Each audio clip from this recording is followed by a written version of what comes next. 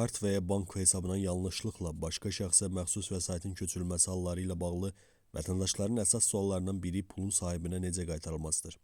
Hazırda belə vəziyyətlər üçün vahid və avtomatik tətbiq olunan geri qaytarma mexanizminin olub-olmaması da maraq doğurur. Milli.az xəbər verir ki, bank eksperti Emin Kərimov Demokrat.az açıqlamasında məsələ ilə bağlı konkret və vahid prosedurin olmadığını bildirib. Onun sözlərinə görə pul köçürməsi adətən şəxsin öz iradəsi və razılığı əsasında həyata keçirildiyi üçün belə əməliyyatlarda bankın müdaxilə imkanları məhdud olur. Ekspert qeyd edib ki, vətəndaş banka müraciət edərək vəsaitin səhv köçürüldüyünü bildirə və onun geri qaytarılmasını tələb edə bilər. Lakin bank qarşı tərəfin hesabından həmin məbləği birtərəfli qaydada silə bilməz.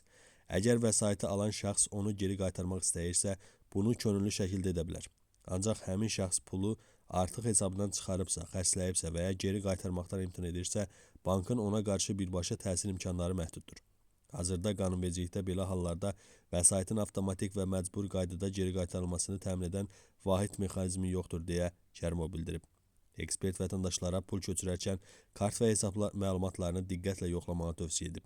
Onun sözlərinə görə bir sıra kart köçürmələri zamanı qarşı tərəfin ad və soyadının baş hərflərinin göstərilməsi də vəsaitin düzgün şəxsə göndərildiyini yoxlamağa imkan verir. Kərimov vurğulayıb ki, səhv köçürülmüş pulun geri qaytarılması hazırda əsasən vəsaiti alan şəxsin iradəsindən asılıdır. Bununla yanaşı, gələcəkdə qanunvericilikdə xüsusi mexanizmin yaradılması bu cür halların həllini asanlaşdıra bilər. Ekspert belə bir mexanizmin hazırlanmasının müəyyən çətinliklər doğura biləcəyini də qeyd edib.